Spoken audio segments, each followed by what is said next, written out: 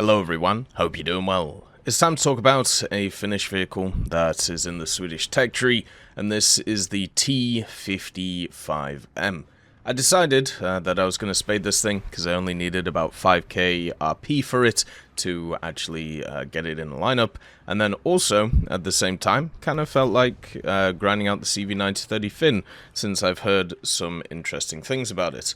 The T-55M is the first time I've actually spaded a T-55 platform in a long time. It's one of those which surprisingly isn't all over the game like some of its other Soviet counterparts, and this one kind of felt good. It was alright in general, with a few kind of little negatives while going around it. So the T-55M is different from its brothers, the T-55 Drozd, the AMD, and also the AM1, which are at the same BR.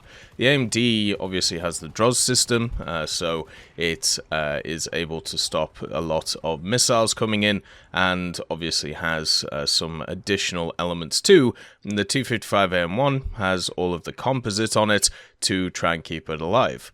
This T-55M, specifically this one, because I believe there's actually one that was in Finnish service that did have the composite armor, but this specific one in game doesn't. So instead what you have is a very powerful gun, but not really a ton of survivability.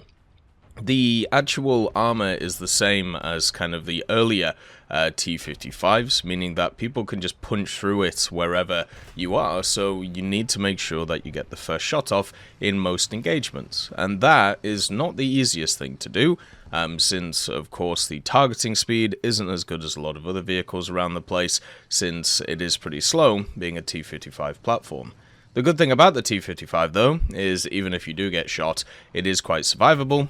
Its ammo is in a place where you do have to penetrate through 2 fuel tanks to get at it, and also usually when people shoot the turret, it only knocks out 1 or 2 crew members, so you can survive a shot pretty decently, as long as people don't shoot for the driver's port. If you shoot for the driver's port on this thing, and you have, you know, a standard round at this BR, you will end up knocking out the whole crew. So that's generally where you shoot the thing.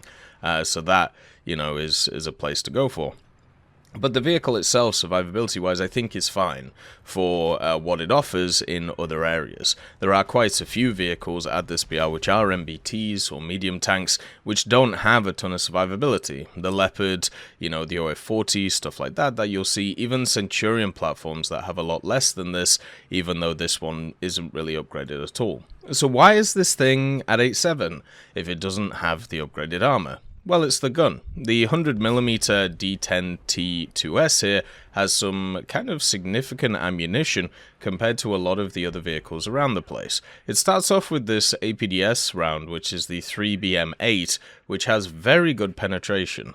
336mm at 0 degrees, but it does fall off to 128mm at 60, which is quite an aggressive kind of knockoff. But since a lot of vehicles, as I said at this BR, don't have a crazy amount of armor, even if you get fully up-tiered, you're not running into crazy stuff unless you're running into certain German vehicles which do have some pretty crazy angles. You are going to penetrate everything you come across. And I actually found the APDS as a stock round not too bad on this machine.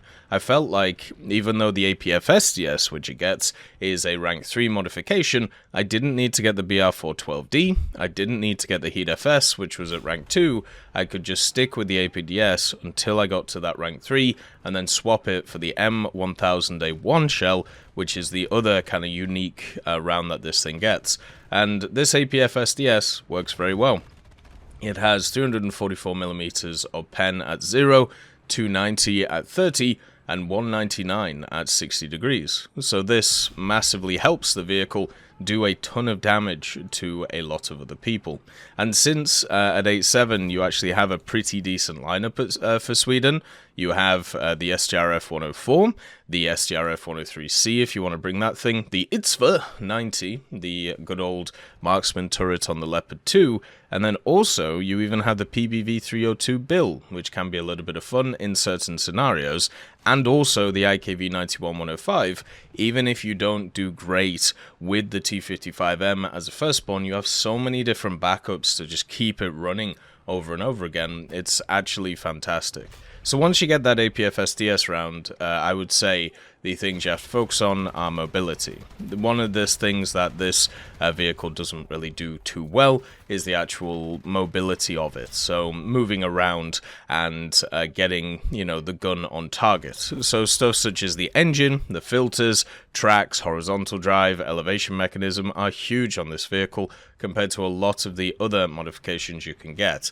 The way that I went is I went parts, FPE, and then I also went Laser Rangefinder, since it actually gets a Laser Rangefinder at a rank 2 modification, adjustment of fire, just to make sure that it fires straight, and then onto the APFSDS, then the filters, and then the smoke grenades or the elevation, and then of course onto the engine and the artillery, which was fantastic. And overall, I just had a good time in this thing.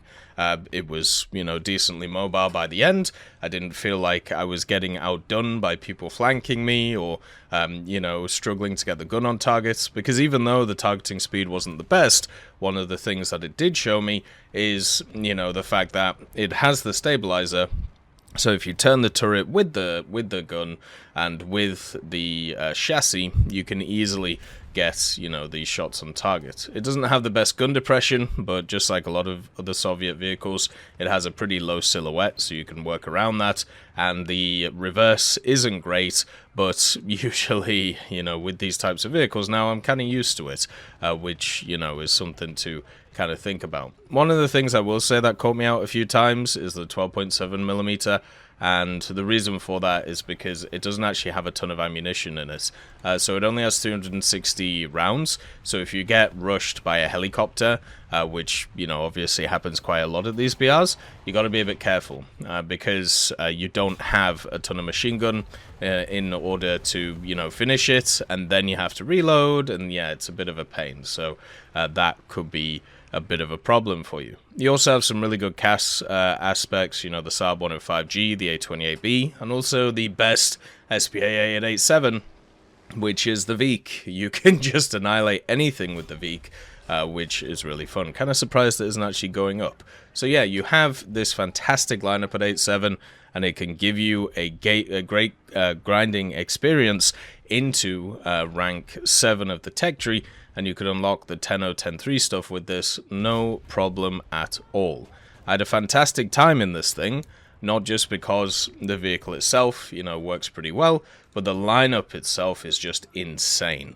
And it actually feels like one of those lineups that I'm surprised hasn't been broken apart for some different reason. I ended up getting 97 ground kills, 34 deaths, and also 7 air kills, which were helicopters trying to rush. That was over 41 battles, so about 2.5 kills a battle, and then also a 66% win rate, so showing how powerful this thing really can be. The Swedish tech tree is super fun. There's a lot of fantastic vehicles in it, and the T-55M is just another beautiful addition to that 8.7 power lineup, which also keeps away from 10.3, which is a huge blessing for any vehicle. As always, I hope you have a wonderful day, and I'll see you next time. I'd just like to thank Tullio Pontecorvo, Brendan Quinn, Carrion Crow, Gus Irenicus, Pieman, Wartinder, Teddy, Daniel Stanton, Martinez, B. Young, Alan Hacker, Ozzy Panzer, Liam Shear, Opium Prime, Lafouche, Cam Arslan, Uncle Bean, and Derek R. for supporting the channel.